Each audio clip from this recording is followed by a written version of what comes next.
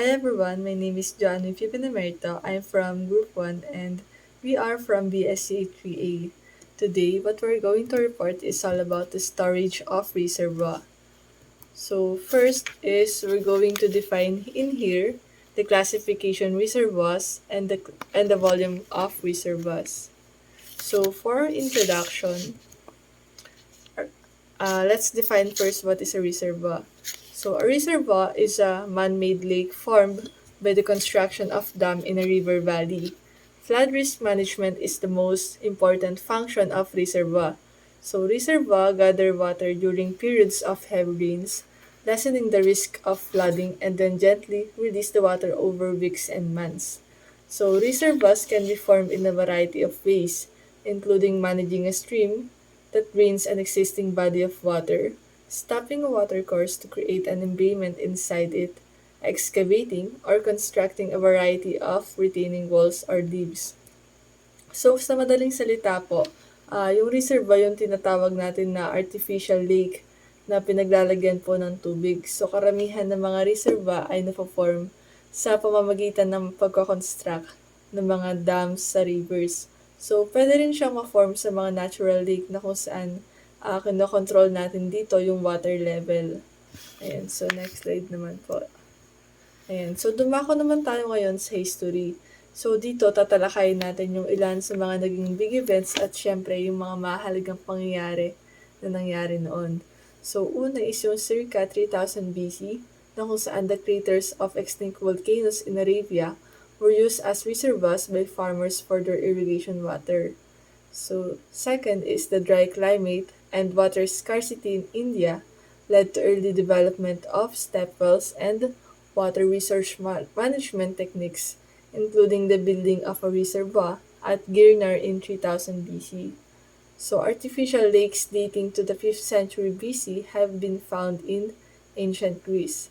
So, third is the Kash invented the hafir, which is a type of reservoir. During the Meroitic period, 800 ancient and modern hafirs have been registered in the Meroitic town of Botana. And lastly, in Sri Lanka, large reservoirs were created by ancient Sinhalese kings in order to save the water for irrigation. So the famous Sri Lankan King Parakarambahu of Sri Lanka said, "Do not let a drop of water seep into an ocean without benefiting mankind." Ayan. So, next slide po is, we're going to discuss the four types of reservoir. So, first is, let's define what is a storage. So, yung ibig sabihin ng storage is the putting and keeping of something in a special place for use in the future. So, halimbawa is yung drum natin sa CR, di ba? Yung drum natin sa CR is nilalamnan natin siya ng tubig. So, kapag nagkaroon ng emergency, meron pa rin tayong tubig na gagamitin kasi nga nakapag-imbak tayo dun sa drum. So, yun yung example ng tinatawag natin na storage. Ayun, dun naman tayo sa storage reservoir. So, storage reservoir is storage or conservation reservoir that can retain such excess supplies during periods of peak flows and can release them gradually during low flows, as and when the need arises. So storage reservoirs are also called conservation reservoirs because they are used to conserve water. Ayan. So yung unang tanong natin is, why do we need storage reservoir? O bakit ba natin ginagamit at kailangan yung storage reservoir? So sabi dito, a river's water level rises and sometimes overflows its banks during heavy rains or when mountain snow melts. So reservoirs help to control flooding by limiting the amount of water that can flow down the river. So ganito yan. So ginagamit natin yung storage reservoir dahil nga yung amount ng tubig sa isang river ay nagbabago siya over time. So yung role ng storage reservoir is para mag-impound tayo ng water during period na mataas yung agos ng tubig. So sa pamamagitan nito, nape-prevent natin yung mga disaster tulad ng pagbaha. Pagkatapos nito is nape-permit natin yung gradual release during period ng mababang tubig. Tapos next naman is yung disadvantage of storage reservoir. So the storage capacity they provide enables water to be captured in greater quantities than would otherwise be possible and in times of plenty for use in times of shortage. So major reservoirs require significant funding in order of billions of pounds. So there has to be a high level of certainty that a reservoir and its water supply benefits are truly needed. So dito naman po, tinutukoy naman natin yung mga disadvantages o yung magandang dulot ng isang storage reservoir naman. So, yung pagsasagawa mismo ng storage reservoir, nire-require yung mga tao na nakatira malapit dito na mag-relocate habang ginagawa yung sinasabi natin na storage reservoir. So, ibig sabihin, isa din yun sa disadvantage. Tapos, meron ding ilan dito na mga nagkakaroon ng mga environmental impacts. Tapos, kapag magpapagawa din ng storage reservoir, nire-require din na magkaroon ng malaking halaga. And syempre, need mo na i-present kung yung talagang pagsasagawa ng reservoir na to is kailangan talaga siya. Tapos, pakinabang dun sa mga tao na naninirahan dito. Tapos, maaari din na yung mga reservoir behind sa dam ay maglilid siya ng mataas na greenhouse gas emissions. So, dagdag pa dito, pwede din na yung ginagamit nating mga dams is magkaroon ng control pagdating sa pagbaha. Di ba yun yung main purpose niya para sa flood control. Pero kapag nag-fail naman yung pagpapatayo or yung pag-construct ng storage reservoir na to is pwede rin siya magkaroon ng devastating na consequences para sa mga downstream communities naman natin. Ayan. So, sa advantage of reservoir naman, water stored in reservoirs provide flexibility to generate electricity on demand and reduces dependence on the variability of inflow. Very large reservoirs can store inflow for months or even years, but they are usually designed for seasonal storage to supply water during dry seasons. Ayan. So, pagdadako naman tayo dun sa may advantage ng reservoir, ilan sa mga benefits ng reservoir ay yung continuous water supply, flood water control, power generation, irrigation, and recreational use. So, yung water din na nakastore sa reservoir is nakapag-provide din siya ng steady tsaka predictable amount ng electricity. So, pwede din siya maging source ng drinking water. Bakit? Dahil yung water na nakastore dun sa may dam is fresh. So, pwede natin itong gamitin as source ng drinking water para dun sa mga nearby towns and cities natin. So, next naman natin is flood control reservoir. Ayan. So, i-define muna natin yung flood control. So, flood is a relatively high flow. So, the flood is cause overtopping of natural as well as artificial banks of the streams. So, it is caused by runoff from rainfall and or melting snow too large to be confined in the banks of streams. So, when banks are overtopped, the flood water spreads over the adjoining areas and causes heavy damages to crops and property. So, yung flood control, so hindi siya possible na mag-prevent ng occurrence ng flood, pero possible siya kapag yung usapan is to prevent or reduce yung damage na nagawa ng flood sa pamamagitan ng pag-control nito. So, yung flood control, o yung tinatawag natin na flood management, yung pwede nating i-define bilang prevention or reduction ng flood damage. So, next, dako naman po tayo sa may flood control reservoir. So, sa flood control reservoir naman, this reservoir is called as flood mitigation reservoir. So, it stores a portion of the flood flows in such a way also to minimize the flood peaks at the areas to be protected downstream. So, the main purpose of flood control reservoir is to temporarily or permanently store a portion of the flood flow so as to lower the flood peak at the point to be protected. So, this is achieved by discharging all reservoir inflow until the outflow reaches the safe capacity of the downstream channel. So, all flow above this rate is stored until inflow drops below the safe discharge channel capacity. So, the stored water thereafter is released to recover storage capacity of the next flood. So, dito po may makita po tayo dito na figure which is figure number Figure 9.1 that shows hydrographs at certain point on a river. So, discuss po muna natin yung una. So, mula po dun sa may PowerPoint, emphasize natin na yung main purpose na tinatawag natin na flood control reservoir ay para pansamantala o permanenteng mag-store ng portion ng flow at para na din makababa yung pagtaas ng pagbabaha. So, kung i-explain naman natin yung original hydrograph, ABC modified hydrograph na nakuha po natin. So, ABC is the natural hydrograph at the dam site having a maximum flood discharge. Second, after construction of the dam, the hydrograph gets modified because of the development of a reservoir at the back of the dam. ABDC is the modified hydrograph showing maximum flood discharge as Q2. So thus, because of the reservoir, the flood discharge has reduced from Q1 to Q2. So shaded R ABDBA represents the storage to be proved in the reservoir. So the area DEC represents the excess volume being released from the reservoir after the floods have receded.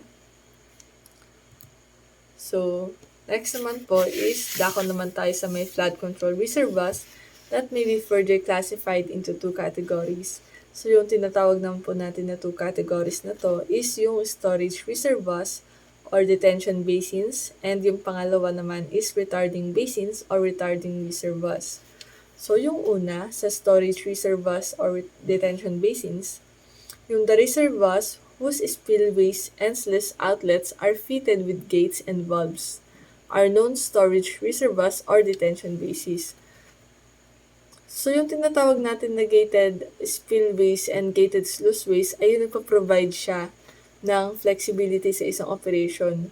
So, nakakatulong sila upang magkaroon tayo ng mas better na control dun sa reservoir at magamit ng wasto at kapaki-pakinabang yung mismong ating storage reservoirs or tinatawag na detention basins. So, itong reservoir din na to, yung sabihin natin mas mahal dahil kasama din dito yung coast gates tsaka yung mga valves na ginamit. So, next naman is yung retarding basins or retarding reservoirs. So, in these reservoirs, there are no gates at spillways and sluice outlets.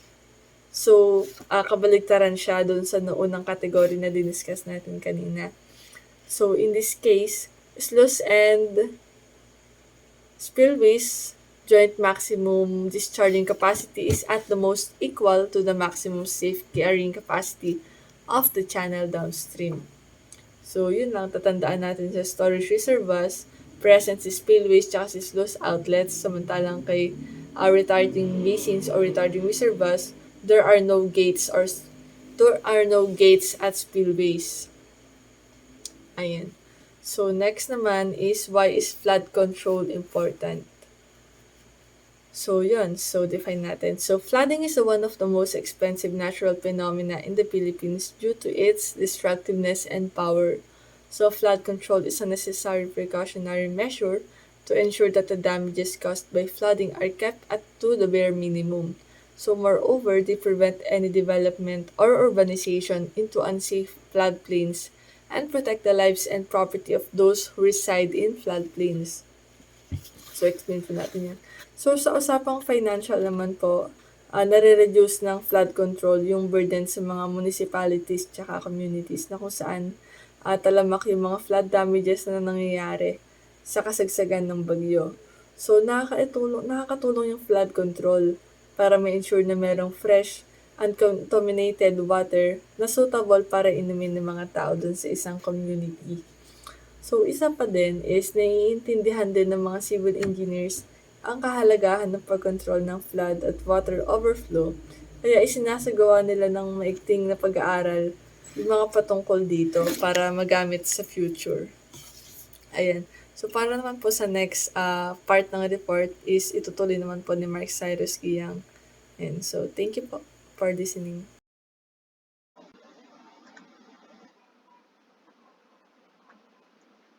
Hi, I'm Mark Cyrus Giyang at ngayon ay itutuloy ko yung types of reservoirs. So, ang third type of reservoir natin ay yung multipurpose reservoir. So, kaya siya natawag na multipurpose reservoir kasi nga, hindi lang isa yung kanyang purpose. Marami. So, this multipurpose reservoir is constructed and equipped to provide storage and release of water for two or more purposes, such as flood control, power development, navigation, irrigation, recreation pollution abatement, domestic water supply, and so on. So, meron tayo ditong halimbawa ng multipurpose reservoir. So, ang una ay yung Bakranangal Dam. It's the second tallest dam in Asia and located in border of Punjab and Himachal Pradesh. It is the highest straight gravity dam in India. So, napakalaki nito kasi meron siyang height na 207.26 meters and it runs across 168.35 kilometers. So, sunod naman ay yung Nagarhuna Sagar Dam on River Krishna is considered to be the largest stone masonry dam in the world, around 150 kilometers from Hyderabad, with a catchment of 215,000 square kilometers. It has the most widely spread canal system in India. Completed in 1969, the 124-meter high dam is 1 kilometer long and has 26 crest gates. So, punta naman tayo dun sa common purposes of multipurpose reservoirs. So, nandyan yung generate hydroelectric power, provide flood control, store water, enable irrigation, provide recreational opportunities. Next naman yung advantages of multipurpose dams or reservoirs. Una dyan, papasok yung environmental benefits. So bakit? Kasi nga, yung mga multipurpose reservoir na yan, meron, nag-generate yan sila ng hydroelectric power. Ibig sabihin, yung hydroelectric power na yan kasi ay renewable energy. Ibig sabihin, hindi siya nakakapagbigay ng pollution sa tubig, sa hangin, and so on. And nagpo-provide siya ng climate change adaptation by reducing seasonal water stress and improving access to water during droughts. Ayan. So, syempre, storage ng water. So, yung water, hindi basta-basta mauubos doon sa may reservoir na yan kasi napakarami nun na tubig. Maliban na lang kung ilang taon no na magdo-drought season. Ganun. So, next ay yung socio-economic benefits. Sa socio-economic benefits, yung reservoir natin, nagiging protection natin siya for flood. Kasi nga, yung tubig, nakokontrol. Dun, sa halip na dediretso sa kabayanan, nai-stack muna siya doon. Nai-stack siya doon. At kung kailangan lang mag-release, doon sila nagre-release ng tubig. Kumbaga, over capacity na, doon sila nagre-release. Kaya kung nakikita natin dati sa mga balita, no, tuwing tag-ulan, may mga dam dyan na nagpapakawala ng tubig. Kasi nga, over capacity na. Next naman yung increases water and food security. So, yung mga reservoir kasi natin, katulad ngayon sa Pantabangan Dam, may mga sila doon, may mga fish cages, naging part na rin siya ng agriculture, tama ba? Agriculture, naging part na siya ng agriculture na kung saan, nag-aalaga na sila ng mga isda na kung maaari hindi na nila kailangan ng mag-angkat pa sa ibang bayan, ganoon. Kasi nga meron ng dam na nagsisilbing pwedeng gawing fish pond or magsisilbing pagparamihan ng isda, pag-alagaan ng isda, ganoon. So kumbaga nasusustain niya yung food sa isang bayan kung meron man silang dam, ganun. Makes inland navigation possible on large dams. improving trade and development. Inland navigation is a relatively cost-effective and less polluting form of transport. So, ginagawa nga namang yung mga malalaking dam kasi, pwede silang pwede silang mag-transport ng mga food, ganun, mag-transport ng kung ano-ano na pwedeng or kaya na i-transport from point to point, ganun. Provides recreational benefits for local communities. So punta naman tayo sa opportunities of multipurpose dams. Climate change mitigation and adaptation benefits and contribution to several cross-sectorial development objectives. Example, yung energy production and agricultural development. So nandun na yun, yung hydroelectric power, okay? Yung mga nag-aalaga ng isda, ayan, mga fish cages, nandun. So, napakalaking opportunity yun, lalo na sa ating mga kababayan na walang trabaho. Yung pag-aalaga ng isda, yun pa lang, napakalaking tulong na yun. Provides multipurpose benefits from a single investment, often an attractive investment for government and donors due to contribution to a multitude of development objectives. And lastly is navigation development. Next, meron naman tayong mga barriers of multipurpose dams. So, ano nga ba yung mga yon? Higher planning and operating complexity than single-purpose dams. So, napaka-complex nga naman ng isang multipurpose dams kasi hindi lang isa yung purpose niya eh. Ibig sabihin, marami kang tatrabahuin doon. In case na magkaroon ng mga malfunction or nagkaroon ng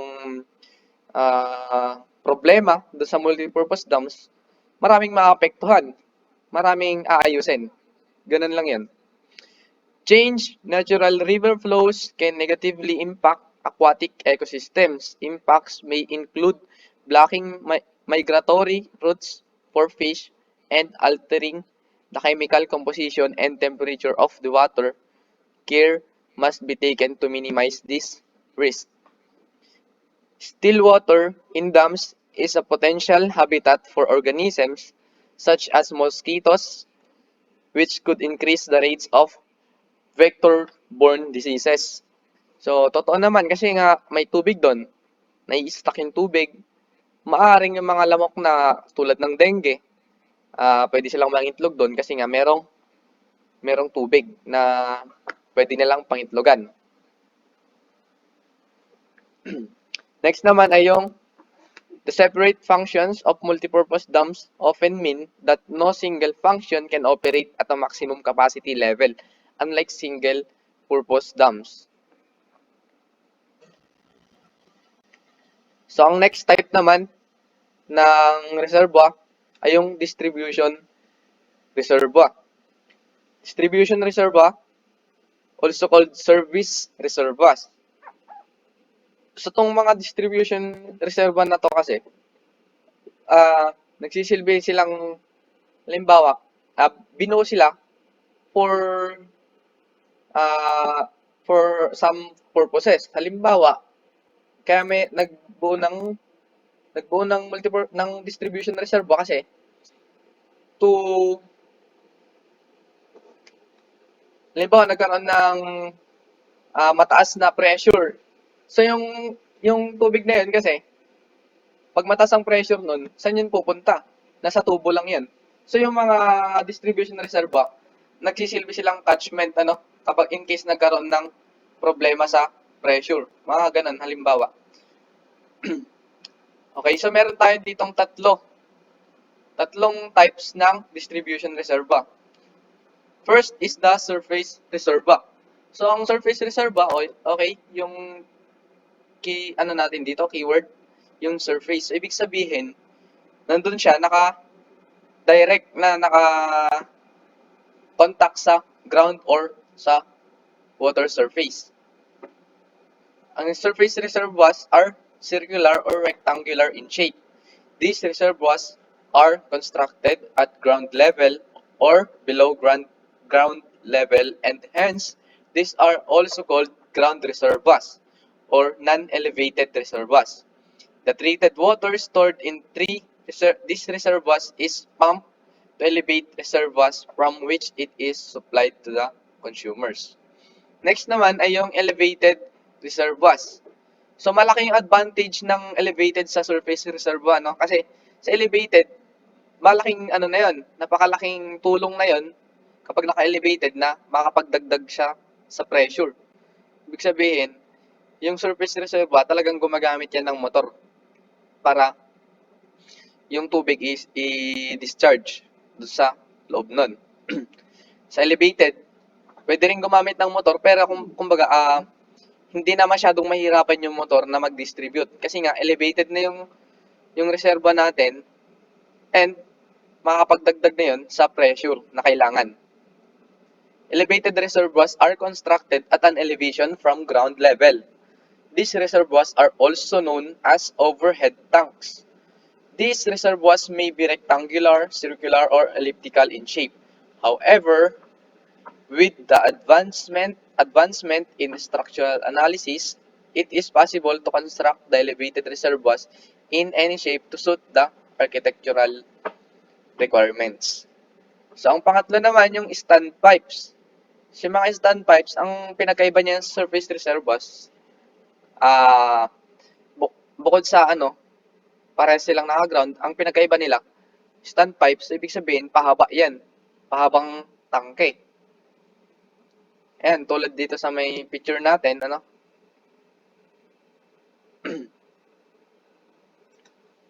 ito. Ayan, yung mga example natin. Ito yung standpipe po. Pahaba. Okay. Standpipe is a vertical cylindrical tank resting just above the ground. The diameter of standpipe varies from 10 to 15 meters and its height varies from 15 to 30 meters. So, yung kanyang, ayan, yung diameter niya, ito ay nagre-range ng 15 to 30. Yung taas niya naman, yung taas niya naman ay 15, mali. 10, yung kanyang diameter ay 10 to 15. Yan, 10 to 15. At saka yung kanyang taas ay 15 to 30 meters. So, yan lang yung standpipe reservoir. So, yung location and height of distribution reservoirs should be located as close as possible to the center of demand. Water level in the reservoir must be at a sufficient elevation to permit gravity flow at an adequate pressure. So, kailangan lang, halimbawa, nagtayo ka ng reservoir, yung distribution reservoir, so may tatayo, natural, dun sa may mismong pag didistributan ng tubig dun sa malapit doon sa area. Hindi ka naman pwedeng maglagay ng distribution reservoir dun sa napakalayo. Halimbawa, dun sa bundok. Dun mo itinayo sa tuktok ng bundok tapos yung pag-didistributan nandito lang sa may baba. So, hindi mo na kailangang itaas pa kasi masyadong matrabaho yun. Storage capacity naman ng distribution reservoirs. So, nandito yung balancing storage, breakdown storage, at saka fire storage. So, ito yung sa may distribution reservoir. Kailangan may balancing storage. Ibig sabihin ay yung quantity of water required to be stored in the reservoir for equalizing or balancing fluctuating demand against constant supply is known as the balancing storage. Halimbawa, yung tubig na nanggagaling sa nawasa, sobra-sobra. So, saan yun mapupunta? Sinong gagamit nun? Natural, yung distribution reservoir natin, pwede niya yung kunin. Pwede niyang ilagay sa kanyang lalagyan or dun sa loob ng ng distribution reservoir.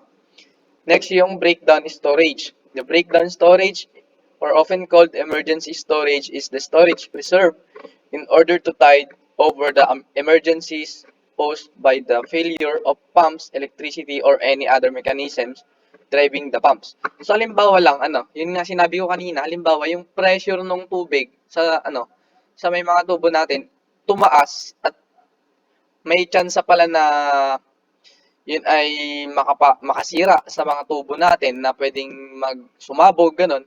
So, sinong pwedeng makatulong? Anong pwedeng makatulong? So, yung distribution reservoir natin, malaking tulong yun para yung ibang tubig na hindi nagagamit or hindi na, kumbaga, yung tubig na mataas yung pressure, sobrang pressure, pwedeng pumunta sa kanya para kahit papaano mabawasan yung pressure na nandun sa may tubo.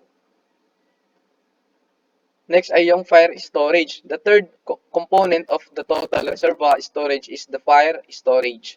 This provision takes care of the requirements of water for extinguishing fires. A provision of 1 to 4 person per day is sufficient to meet the requirement. The total reservoir storage can finally be worked out by adding all the three storage. So, yun yung total capacity ng isang distribution reservoir. Kailangan may balancing storage, may breakdown storage, saka fire storage. Next, punta naman tayo dun sa classifications of reservoir. So, the first is the crude oil reservoir. So, ano ba yung crude oil? Yung crude oil, or yan yung tinatawag nating petroleum. So, paano ba nagkakaroon ng crude oil or petroleum?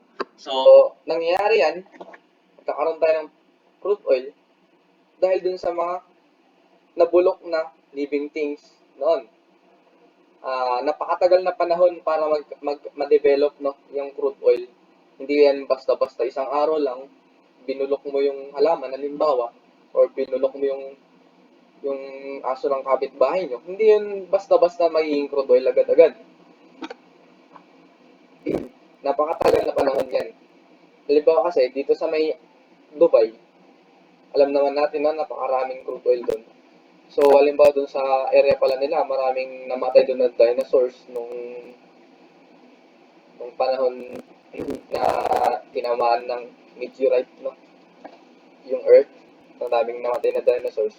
Halimbawa doon sila naitambak, or doon pala talaga yung kanilang lugar, bahay. So, doon sila namatay. Lumipas ang maraming panahon, natabunan, karon na, sa loob, nabulok. So, doon, nagkakaroon tayo ng crude oil. At yung crude oil naman na yun, meron niyang sariling reservoir. At ito yun. And example, crude oil reservoir. So, gaano nga ba katagal yung nagtatagal yung crude oil? Ilang taon? So, nakalagay dito, 47 years of oil left. Okay? Napakadami pa niyan. Next naman yung types of crude oil. So, meron tayong 4 types. Ordinary black oil, low shrinkage crude oil, high shrinkage crude oil, and near critical crude oil. Next is properties exhibited by the crude oil. First is the physical properties, such as API gravity of the rock of the stock tank liquid, composition, initial producing gas or oil ratio, or GOR, appearance, such as color of the stock tank liquid, pressure, temperature, phase diagram. So, ito yung mga major surveys to locate crude oil.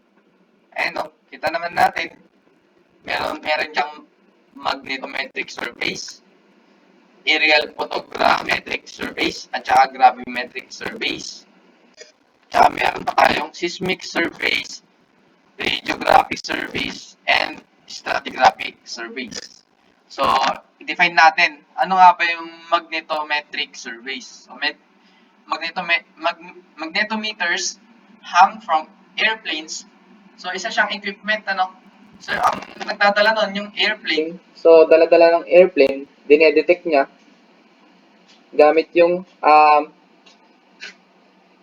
magnetic field ng Earth in order to locate sedimentary rock formations which generally have low magnetic properties when compared to other. So kapag meron palang low gravity, no? Low magnetic properties, so maaari meron dong oil. Ganun. Next yung aerial photogrammetric surveys naman. Photographs taken with special cameras in airplanes provide three-dimensional views of the Earth which are used to determine land formations with potential oil and gas deposits. So, kung napapanood nyo dun sa mga sa mga Discovery Channel, meron dong ginagamit na camera. Idadaan lang nila yung camera. Yun naman, yung napanood ko sa dagat. Napakagalingan kasi yung camera na yun, lilipot muna sila. After nun, mababasa na nila kung paano yung formation dito sa ilalim ng tubig. Ganun napakagaling ng equipment. Next naman yung gravimetric surveys. Large masses of dense rock increase the pull of gravity. Gravimeters are used to provide information regarding underlying formations by measuring minute differences in gravity. Sunod naman yung seismic surveys natin. Seismic studies provide information on the general characteristics of the subsurface structure. Measurements are obtained from shock waves generated by setting off explosive charges in small diameter holes from the use of vibrating or percussion devices on both land and in water, and from underwater blast of compressed air. So, ayan. Ganito yung itsura niya. Ayan, okay.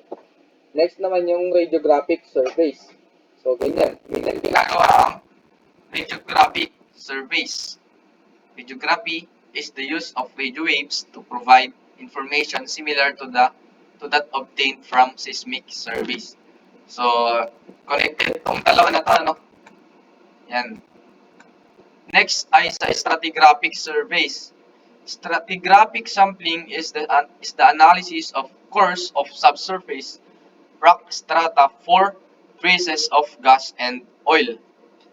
A cylindrical length of rock called a core is cut by a hollow bit and pushed up into a tube. Attached to the bit, the core barrel is brought to the surface and the core is removed for analysis. So next na classification ng reservoir ay yung ordinary black oil. Black oil is also known as low shrinkage crude oil or ordinary oil. The presence of heavy hydrocarbons is indicated by the dark color of black oils. Black oil is often called low shrinkage crude oil or ordinary oil. The base diagram is given in the diagram below. So, ayan.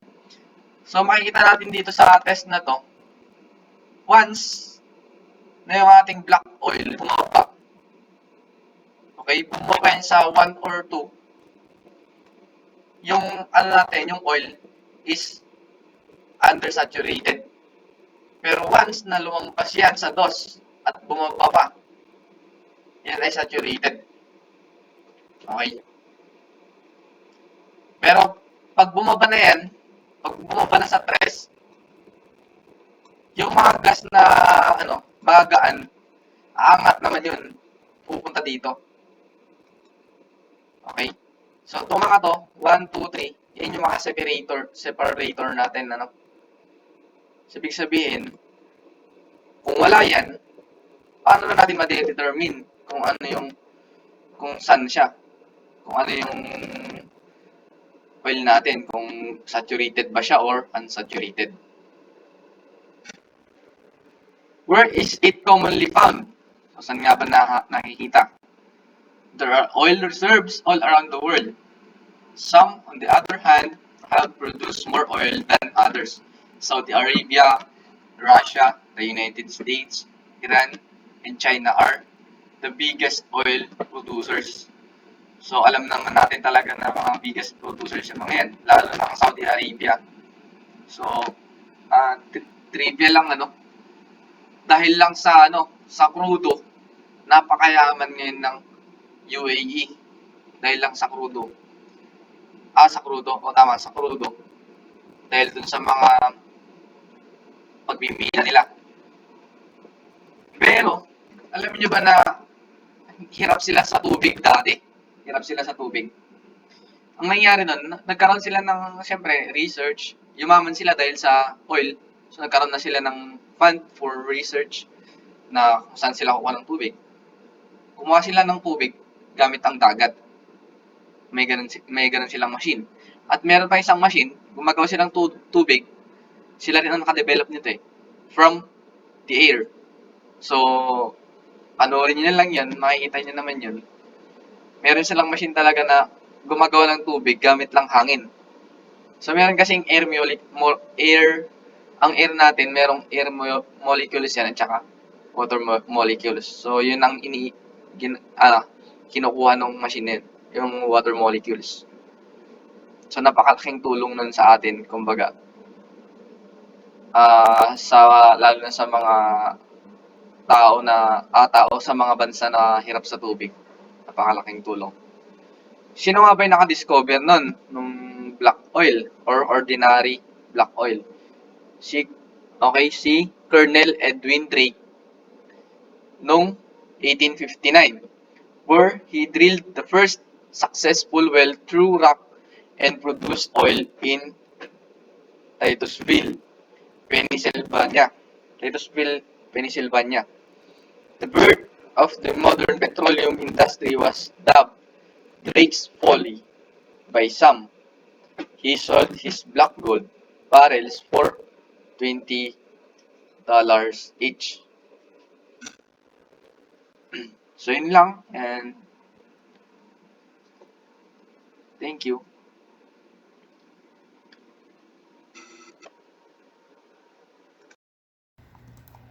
Good day everyone, my name is Giovanni Bautista.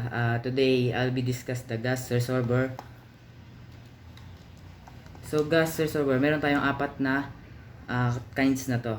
First is retrograde gas reservoir.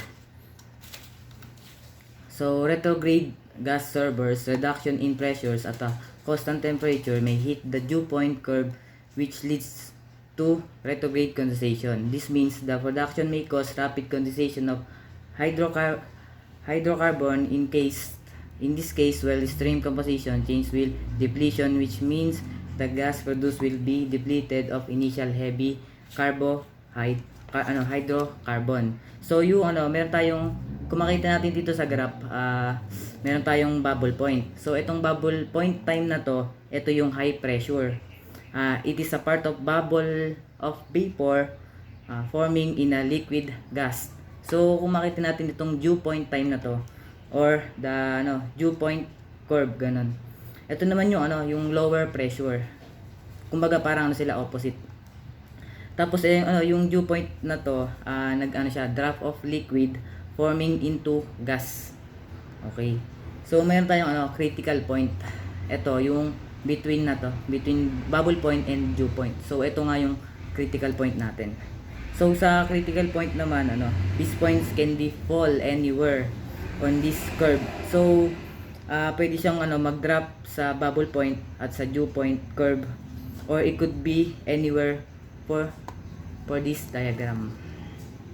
So retrograde condensations occur when the gas in tube is compressed beyond at the point of condensation, with the effect of the liquid evaporates. Again, this opposite of condensation, the so called retrograde condensation. The temperatures and pressures conditions throughout the mountain formations allowed the existence of retrograde gas in certain areas, and awareness of the potential presence of the gas is critical to the production optimization of the reservoir. So retrograde gas uh, can be uh, can be can become problematic when the reservoir pressures drop below the dew point pressures in producing reservoir. Heavier hydrocarbons fraction will first drop out of the gas at the wellbore when the pressure is lowest compared to the initial reservoir pressure. If enough liquid build up, it will become to restrict gas flow to the wellbore and reduce the productivity of well. Retrograde gas behavior will also alter the economics. So yung ano daw, yung retro condensation daw is when the temperatures is greater than the critical temperatures and materials considered as a gas. So yung retrograde condensation ay mas mataas sa critical point. So kung makikita natin dito sa may graph, andito sa may part na curve na to. Kasi hindi siya pwedeng mag-level dito sa may critical point. So yung another term of retrograde condensation, kapag ang gas ay nag-compress sa tube or sa pipe machine, ganun, nagkakaroon siya ng tinatawag na high pressure. So magkakasingaw or pwedeng mag-evaporate yung liquid gas. So next naman natin is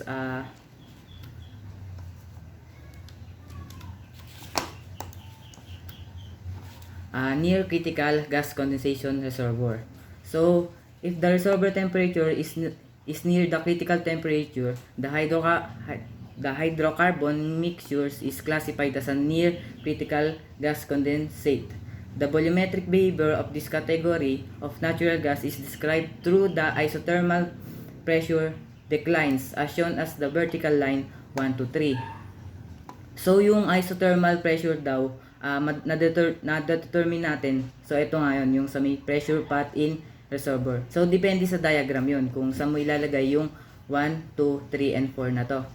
So next is in figure 1 to 8 and the corresponding liquid dropout curve of the figure, because of quality lines converge at the critical point, rapid liquid build intermediate occurs below the dew point as the pressure is reduced to 2 points. So kapag na-reduce siya ng 2 points, so makita natin dito sa may graph sa figure 1 to 29.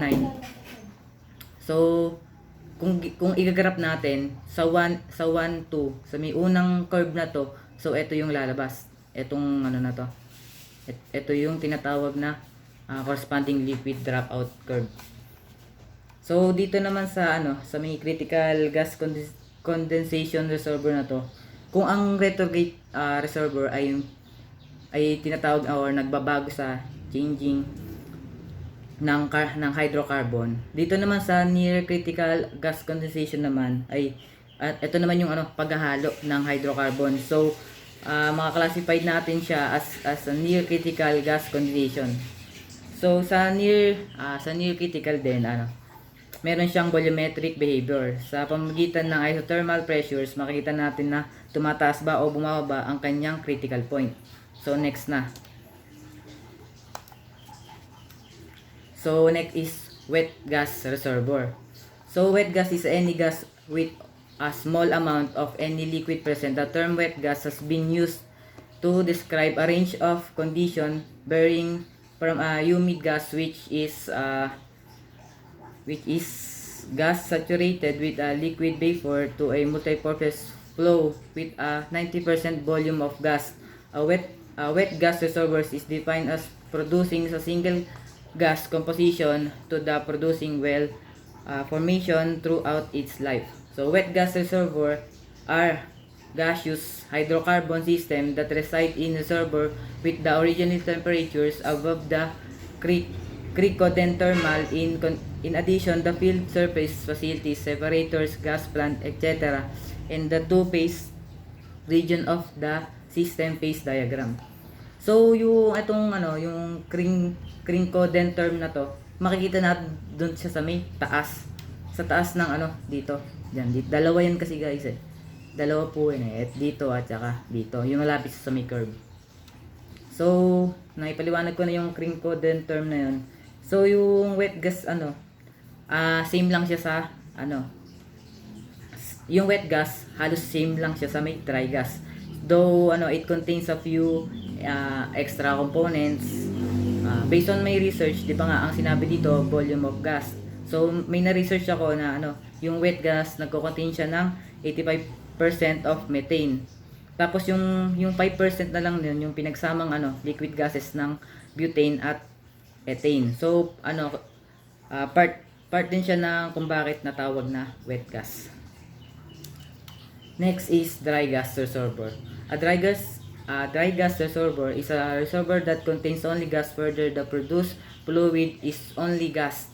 No liquid condensate drops at the surface. Dry gas reservoirs are gaseous hydrocarbon system that reside in reservoir with the original temperatures above the crincodent term, where crincodent term can be defined as the maximum temperatures at which liquid and vapor can coexist.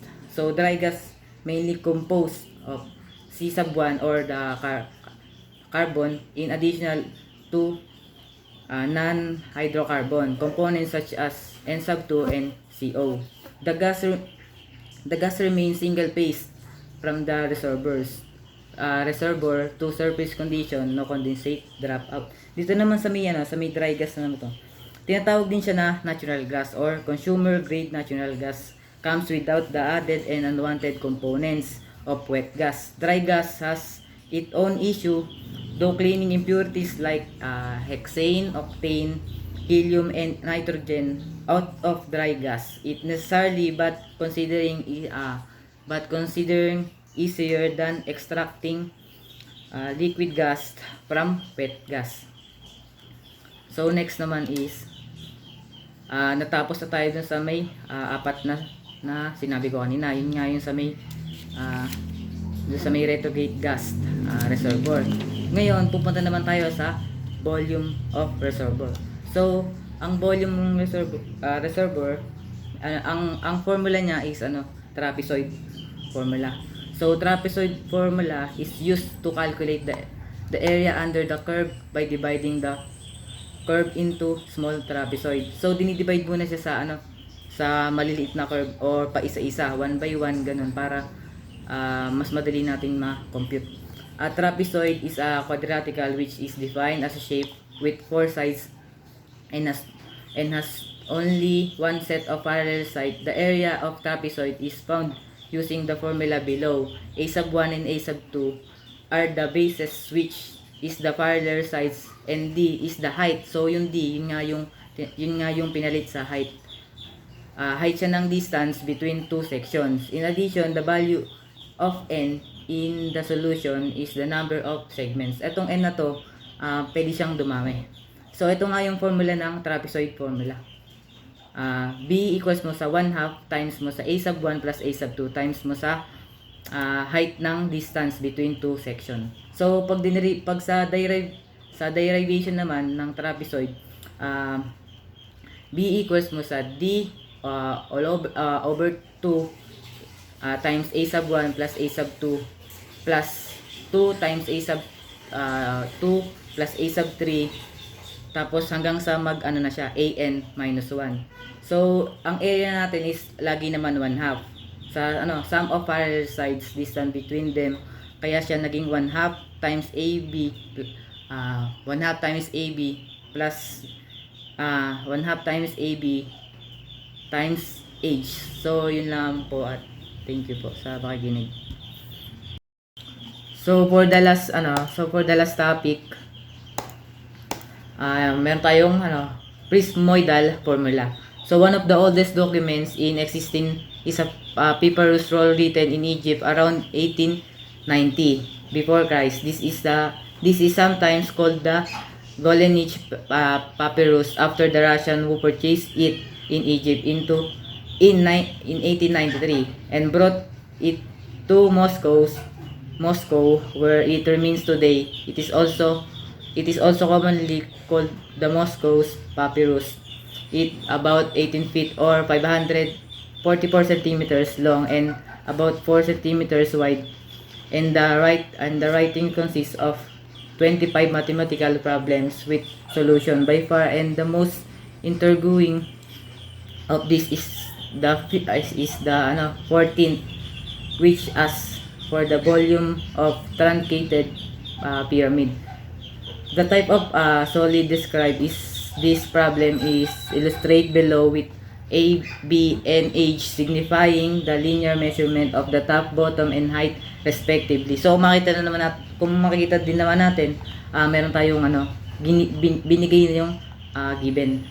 Yung H natin meron 6, yung area natin, itong H na to, yun yung height, yung A na to, ito yung area na 2, yung base natin, ito yung 4. So papakita ko sa inyo ang formula. So B equals mo sa H all over mo sa 3 times A squared plus AB plus B squared. So yun na yung formula natin.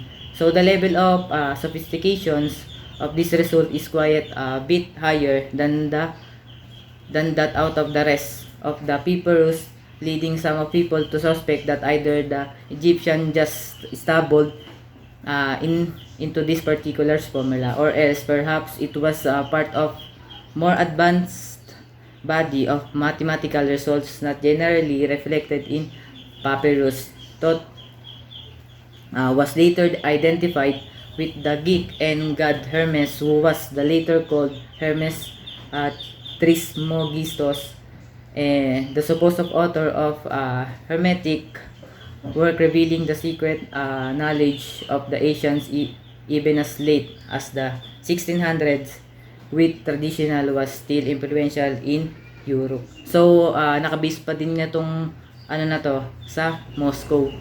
So yun lamang po ang aking report at maraming salamat. Thank you po.